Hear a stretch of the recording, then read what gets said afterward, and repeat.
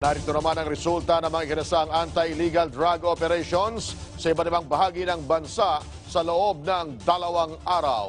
Si Deo de Guzman sa sentro ng balita. Sa pagpapatuloy ng kampanya kontra illegal na droga, 85 individual ang naaresto sa anti-illegal drug operations ng Philippine National Police at PIDEA sa loob ng 2 araw. 25 rito ang naaresto sa Cavite, 11 sa Bulacan, 10 sa Pampanga, 8 sa Nueva Ecija, 7 sa Pangasinan, 4 sa Bataan, 3 sa Camarines Sur at 2 naman sa Quezon City, Quezon Province at Davao City. May nahuli rin sa Kalinga, Baguio City, Ilocos Norte, Batangas, Laguna, Romblon, Biliran, Leyte, Zamboanga, Sibugay, Cagayan de Oro at South Cotabato. Aabot sa halos 800,000 piso ang halaga ng hinihinalang ilegal na droga ang nakuha sa mga sospek. Deo de Guzman para sa Bayan.